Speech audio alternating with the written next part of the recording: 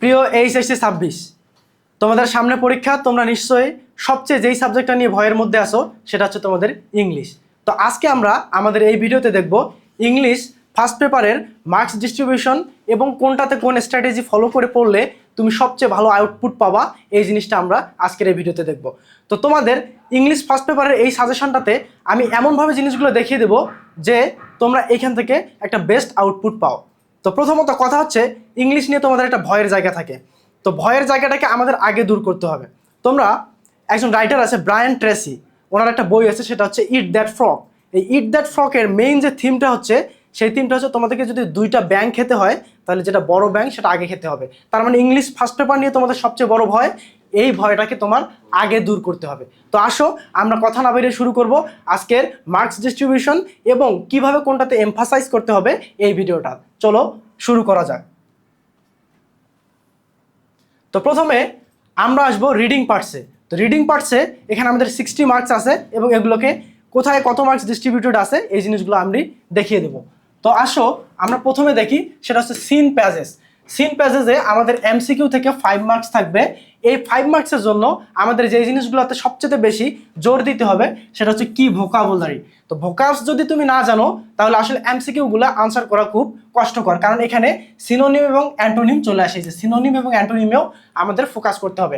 আর একটা কি জিনিস, সেটা হচ্ছে লজিক্যাল রিজনিং। এই লজিক্যাল রিজনিংয়ের মাধ্যমে তোমার চিন্তা করতে হবে যে এই আনসারটা আসলে কেন হলো। দ্বিতীয়ত আমাদের যে জায়গায় আসতে হবে শর্ট কোশ্চেন আনসার। তো এখানে আমাদের আসলে 10 মার্ক থাকবে। এই 10 মার্কে আমাদের যে জায়গাটাতে ফোকাস করতে হবে গ্রামাটিক্যাল অ্যাকিউরেসি। তুমি যদি গ্রামারের জিনিসগুলোকে ভালোভাবে বুঝতে পারো, ধীরে ধীরে অর্থ সহকারে আত্মস্থ করতে পারো, তাহলে এই 10 মার্কস তোমার কোনোভাবে মিস যাবে না ইনশাল্লাহ। এরপরে ইনফরমেশন ট্রান্সফার এবং ফ্লোচার্ট। ফ্লোচার্টের উপর আমার এখান থেকে ভিডিও আসবে ইনশাল্লাহ। এই জিনিসটাতে তুমি যদি ভিডিওটা লক্ষ্য করো বা দেখো তাহলে 10 মার্কস এনশিওর করতে পারবা। তারপরেও যে জিনিসটাতে এমফাসাইজ করতে হবে সেটা হচ্ছে আইডেন্টিফাইং স্ট্রাকচারাল ফ্লোস। মানে একটা সেন্টেন্সের স্ট্রাকচারটা কিভাবে কাজ করতেছে, একটার পর একটা কেন আসতেছে, এটার পরে প্রিপোজিশনের পরে এটা বসলো কেন, তারপরে কনজাংশনের মধ্যবর্তী যে দুইটা সেন্টেন্স আছে এই সেন্টেন্সগুলোর মধ্যে সম্পর্ক কি, এই স্ট্রাকচারগুলো আমাদেরকে বুঝতে হবে লজিক্যালি। এরপর আমাদেরকে সামারি রাইটিং লিখতে হবে। সামারি হচ্ছে পুরো থিমটা বা একটা পেজেস পরে তুমি কি জিনিসগুলো আসলে বুঝলা, এই বোঝার যে জিনিসগুলো আছে এই জিনিসগুলো তোমার কোর আইডিয়াস, এই কোর আইডিয়াসগুলো বের করে নিতে হবে। এখান থেকে 10 মার্কস। ক্লোজ টেস্ট উইদাউট ক্লুতে থাকবে তোমার 10 মার্ক এবং উইথ ক্লুতে থাকবে 5 মার্ক। তো এইখানে যে জিনিসটা মনে রাখতে হবে সেটা হচ্ছে কনটেক্সচুয়াল গ্রামার, মানে একটা কনটেক্সটের উপর গ্রামার কিভাবে কাজ করে এই জিনিসটা আমাদেরকে মাথায় রাখতে হবে।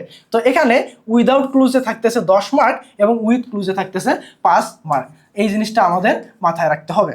এরপরে সেন্টেন্স রিয়ারেন্স। তো সেন্টেন্স রিয়ারেন্সে আমাদের ক্রোনোলজিক্যাল যে অর্ডারিং সিস্টেম আছে, এই ক্রোনোলজিক্যাল অর্ডারিং সিস্টেমে আমাদের সবচেয়ে বেশি জোর প্রদান করতে হবে। তুমি যদি ক্রোনোলজিক্যাল অর্ডার ভালোভাবে বুঝতে পারো তাহলে এই রিয়ারেন্সে তোমার কোনো ধরনের ঝামেলা হবে না। এরপর আমাদের আর 40 মার্কস আছে আমাদের রাইটিং পার্টে। তো রিটেন কোশ্চেনের দিকে কী থাকে, প্যারাগ্রাফ রাইটিং। প্যারাগ্রাফ দুই ধরনের হতে পারে, একটা হচ্ছে ডেসক্রিপটিভ আর একটা হচ্ছে কম্পারেটিভ। এই ডেসক্রিপটিভ এবং কম্পারেটিভ প্যারাগ্রাফগুলো যেগুলো আছে, এই প্যারাগ্রাফগুলো যদি তোমরা ভালোভাবে বুঝতে পারো সিকোয়েন্সিংটা, তাহলে এখান থেকে 10 মার্ক তোলা কোনো ব্যাপারই না। কমপ্লিটিং স্টোরিতে এখানে তোমার পরিচিত গল্প থাকতে পারে অথবা নিজে তৈরি করে নিতে হবে এরকম একটা সাসপেন্সপূর্ণ একটা গল্প, যেখানে তুমি একটা ক্লাইম্যাক্স তৈরি করবা। হয় পরিচিত কোনো গল্প আসবে অথবা তোমার নিজেকে তৈরি করে নিতে হবে। ইনফর্মাল লেটার এবং ইমেল, এগুলো নিয়ে আমাদের ভিডিও আসবে আমাদের এই পেজ থেকে ইনশাল্লাহ। এরপরে গ্রাফ পাই চার্ট অ্যানালাইসিস। তো এই গ্রাফ পাই চার্ট অ্যানালাইসিসের জন্য আমাদের ভিডিও আসবে। তবে যে জিনিসটা মাথায় রাখতে হবে সেটা হচ্ছে স্ট্যাটিস্টিক্যাল পার্সেন্টেজ। এই যে ব্যাপারটা আছে এই জিনিসটা মাথায় রাখতে হবে। গ্রোথ ট্রেন্ডস, তোমরা অনেকগুলো দেখছো যে আমরা যদি স্ক্রিন টাইম দেখি ওইখানেও কিন্তু বিভিন্ন ধরনের গ্রাফ বা বার দেখা হয়। ওই গ্রাফ বা বারগুলোতেই আমরা এই জিনিসটা মাথায় রাখতে পারবো। পয়েম থিম রাইটিং, এখানে পয়েম থেকে আমাদের ফিগার অফ স্পিচ জিনিসগুলো জানতে হবে এবং ওইটাতে আসলে কি কি জিনিস বোঝাচ্ছে এই জিনিসগুলো আমাদের জানতে হবে। তো এই জিনিসগুলো তুমি জানতে পারো তাহলেই এই যে ইংলিশ ফার্স্ট পেপারে অনেক বেশি ভালো করা সম্ভব। ধন্যবাদ সকলকেই।